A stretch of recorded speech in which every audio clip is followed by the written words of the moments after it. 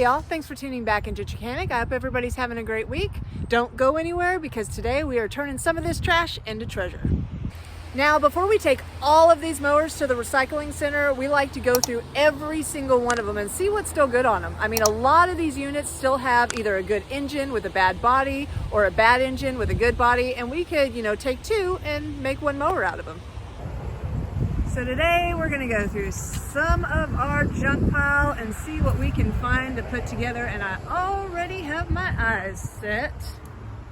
I got a Simpson Pressure washer here, and I wanna know what's wrong with this. I have a feeling that it got left because it has a bad pump and a good engine, and we normally would keep this under the shed, but we've ran out of room to where I don't have any room to store stuff that, that's good for parts. So I do want to get back with this Kohler though, because that's a really good engine that I can put on something else or put another pump on and get this bad boy going.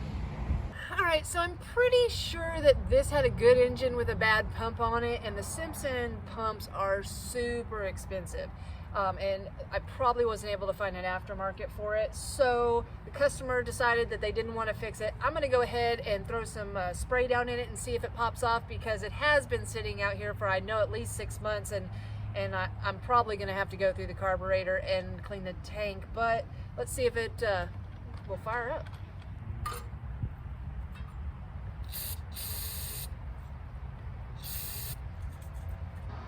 All right, so I'm gonna put the throttle about in the middle, choke is off, and gas is on, and it's turned on over here.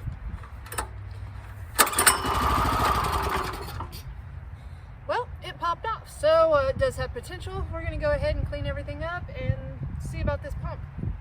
So you might be asking, why didn't we go into the pump and fix it? Well, it gets expensive. Just O-ring kits to fix some of these can be upwards of $50, and that's just sort of crazy for a set of like 8 O-rings, and a huge gamble that the customer will have to take to just see if, oh well, that might be what was wrong with it, or it might not. But a lot of times when you go into a pump, you have to replace those O-rings. They do not make O-rings that are going to work. They make sure that they're special, that you have to buy that $50 kit, and I'm just not willing to take that gamble, especially when we're so busy during the spring and summertime. And so we'll replace the pump, but we won't go into them. Now, a lot of times we end up with these units because the customer, he decided he was just going to go buy another one, but it's $15.50 diagnosing fee plus tax. So a lot of people don't even want to pay that $15.50. It's worth it just to get rid of it. So their loss is my gain. I end up with a brand new almost Kohler engine and a pump that either I can fix or find another pump off one of these junkers. All right, I've got the pressure washer up on my bench now, and the first thing I am noticing is this right here on the pump. The inlet for the water hose is completely missing. So other than the fact that I slightly remember that this had something to do with a pump issue, I'm not sure about that. So we're gonna have to find a part to put in there and see what's going on with this pump. And first we're going to get the engine running. All right, so first thing I'm gonna do, I'm gonna remove the handle, get it out of the way. It just has 2 screw knobs holding it on each side.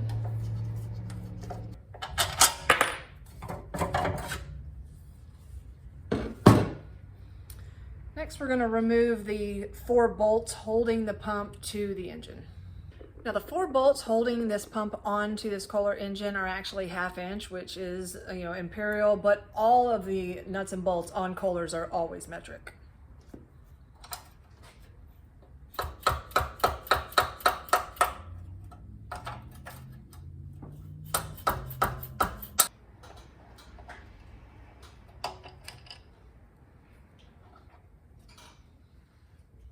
First thing I'm going to do, I'm going to remove the spark plug boot, and then I'm going to take the 2 nuts holding the air filter base off with a 10mm.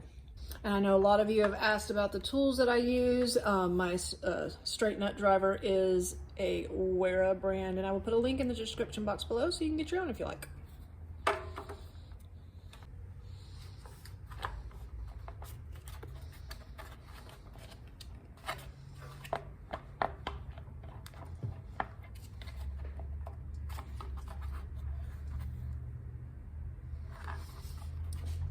don't like to make this easy. They like to put things in the way, but you'll take it off and there's your breather tube. All right, we just have to get that loose. Now we're going to take our fuel line off of our carburetor. And I don't know what's gonna come out of this. So first I'm just gonna go ahead and plug that up.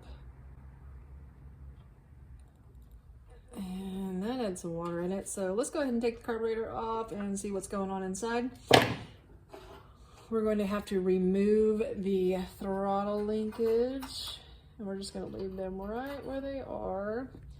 And the carburetor will come right off. Now, let's look inside and see what's going on in here. Okay, so I don't want to go into the carburetor unless I have to, so I'm just going to release the little drain plug on the side of the bowl here, and hopefully everything comes out, there's no gunky in it, and we can just throw it back together and put some gas in it and see how it runs.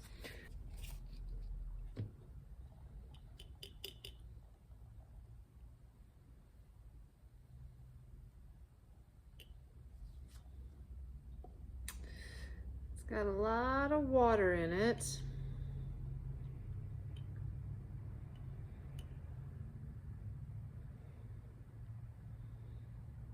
And a little bit of trash. So as you can see, there was some trash in the carburetor, and that's a whole little pocket of water down there. So we're gonna make sure to get the tank cleaned out really good. So I went ahead and opened the carburetor, but it looks pretty good inside, and just sprayed it out, made sure everything was good. So we're gonna throw it back together. All right, so this thing has been sitting out there for a while, and it doesn't have much trash in it, but what it does have is a ton of water. Like you can see, that gas line is super little. Everything below that is water that's coming out of this gas tank. And on top of that, I'm having to pretty much siphon it, even though, you know, the gas line is hanging down here, it's not coming out. I'm having to blow in to get anything to come out with the gas cap removed. So I'm gonna go ahead and replace this line too, just to be on the safe side, make sure that it's not deteriorated on the inside. But I'm gonna remove the gas tank to take these Kohler fuel tanks off. It does have two nuts that hold it on each side. Those are 10mm nuts. And on the other side here, it has a 5mm hex head bolt. And so we're just gonna get this one out and the gas tank will come right off.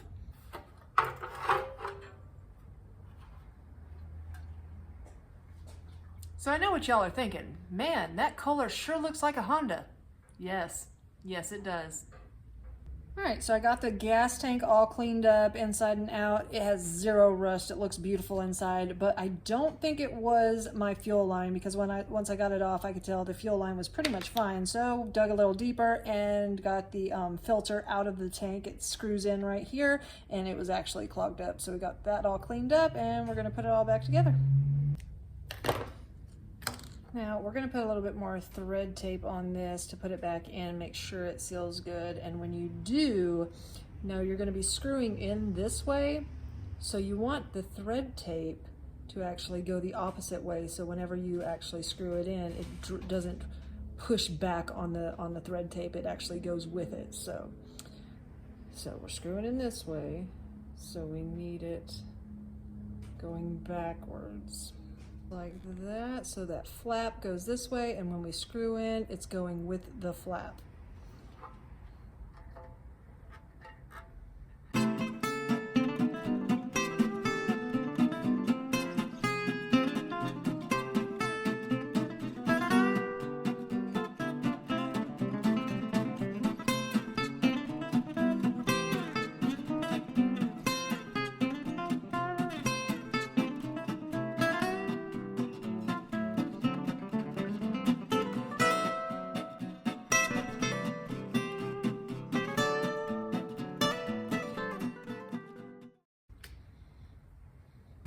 All right, so I've got it all put back together now, and we're gonna see if it runs. Now, this is your oil sensor switch down here, also your on-off switch, so we're gonna make sure that it's turned on. I'm gonna put the throttle about halfway. I'm going to turn the choke on, turn the gas on, and let's see if it pops off.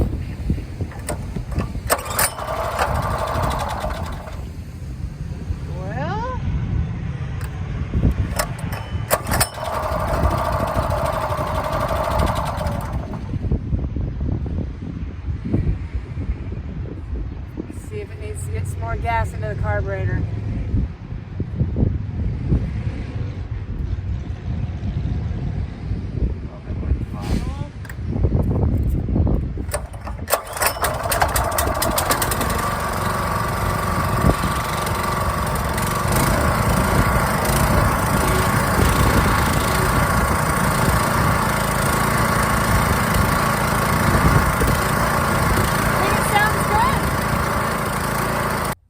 So I had removed the pump earlier so I could run the engine and make sure that it was going to run well for a long period of time. And when you do not have water hooked up to a pump, it is not good to run a pressure washer because you will burn your pump up. And we couldn't, put any water to that one because the water inlet was broken off.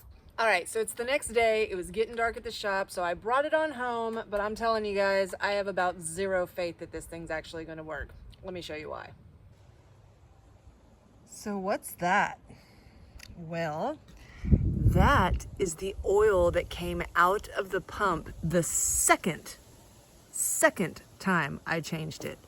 Look at all that metal flake.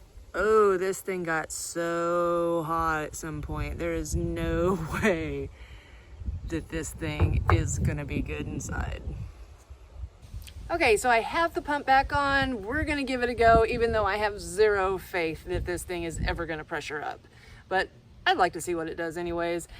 Now, I think the reason that this happens on a lot of pumps that I see is that people let them idle. I highly recommend that it does not matter what brand you have, how good it is, how expensive it is, how cheap it is.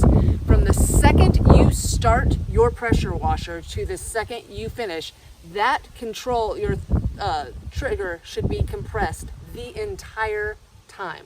So they won't build up pressure inside of your pump and also get too hot, because that thing can get hot in seconds. And it has a thermal release valve, but it's not made to do it continuously. And so that once the release valve goes out, it'll start leaking all the time. And it's really the main cause, I think, for these pumps going out. So I would tie something around your trigger just to keep it always compressed. So I've plugged the water up and turned it on, and the first thing I can see is the thermal relief valve constantly leaking. So that's bad.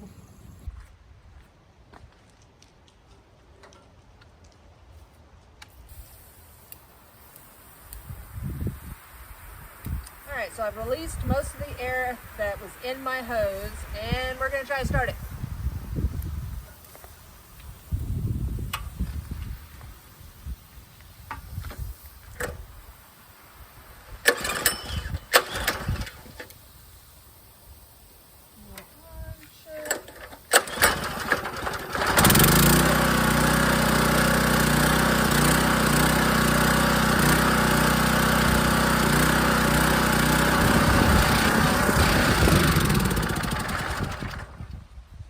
Exactly, no pressure. All right, so what do we do now? We know that the pump is destroyed. It got way too hot at some point and just annihilated the guts inside this thing. I am not going inside to fix the pistons and see what's up. I mean, it's shot. It really needs a new one. But the fact is, a brand new pump for that particular unit is $229. Am I gonna do that? No. I'm not a Simpson dealer, so I do not get any discounts on those, and they don't make an aftermarket. But what I do have is some junk. In a shipping accident, I received a pump with a broken leg. Now, all I have for my house and at the shop is Troy-Bilt pressure washers, and that's because we get so many of them in that I get ones with good engines and bad pumps, and ones with good pumps and bad engines that I just constantly, put two together, and that's what we use for a year or two, and then if it needs an engine, we throw another engine on it. If it needs a pump, we throw another pump. But I'm pretty excited about this Kohler engine out here, so I am going to throw this bad boy on there, see if it works. I mean, the crankshaft size is the same, so it might. And I'm gonna go with it, and I'm gonna keep it.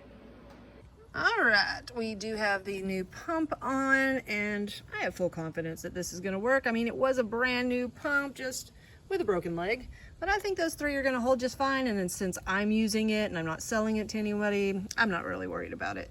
Now, unfortunately, this was a 3,400 PSI at 2.5 gallons per minute. The one we switched to is only 2,800 PSI with 2.4 gallons per minute, but really that's all we need. So I'm pretty excited about this. This is gonna be awesome.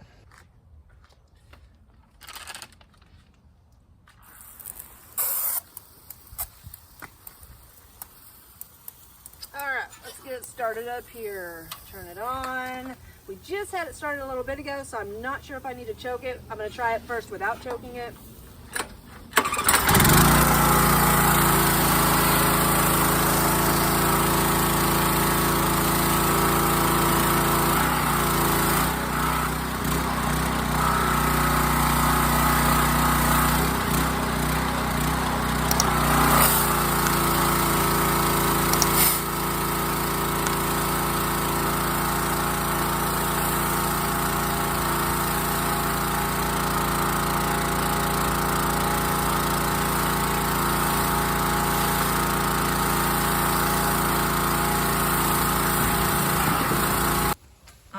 Guys, so I'm pretty excited. I pretty much have a brand new pressure washer. Now this bad boy goes for $400+ with the Kohler SH series, 6.5 horsepower, a brand new 2,800 PSI pump, all cleaned up, looking spiffy. Pretty excited.